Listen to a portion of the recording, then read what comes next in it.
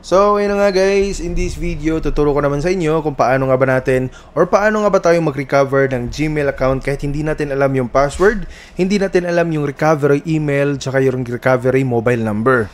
Okay? So, ngayon, punta tayo dito sa Gmail para matry natin.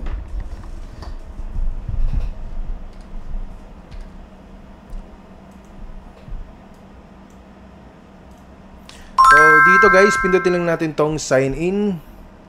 Tapos, enter natin yung email na gusto nating i-recover. Okay? So, ito guys, sample lang to So, pagkatapos yan guys, pindutin lang natin tong next. Tapos, dito, since hindi natin alam yung password, pipindutin natin tong forgot password. And then dito naman guys, merong verification na gagawin si Google. So itong mobile number na to, so may access pa naman ako dito, pero dito sa sample kasi natin is halimbawa hindi or wala akong access sa mobile number na yan, so pipindutin natin tong try another way to sign in. Pagkatapos niyan, merong another email addresses pa rin dahil nakalink tong mga email addresses sa email na gusto kong i-recover. Kaya merong option dito. So since wala akong access sa mga email na to, pipindutin ko naman ulit itong try another way to sign in. Pagkatapos yan guys, ayun, magkakaroon tayo ng error. So basahin natin, you didn't provide enough info for Google to be sure this account really yours.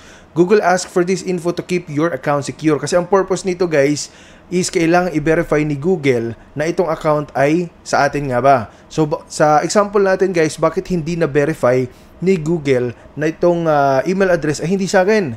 If possible, try again and use a device where you've signed in before. Okay? So ang gusto kasi ni Google guys, kung magre-recover tayo kapag hindi natin alam yung password, yung recovery email, tsaka yung password, so kailangan na nadidetect niya kasi kung ikaw nga ba yung may-ari niyan. So in this example guys, hindi niya ma-verify kasi itong email address na to ay hindi to nag-login before dito. Ever since yung email address na gusto kong i-recover ay hindi siya naka-login dito sa mobile, sa PC na to. Kaya nagkaroon tayo ng error na ganito. Pero kung gusto nating i-recover yung email natin, gumamit tayo ng same devices, Wi-Fi connection, at madedetect ni Google na kayo yung may-ari.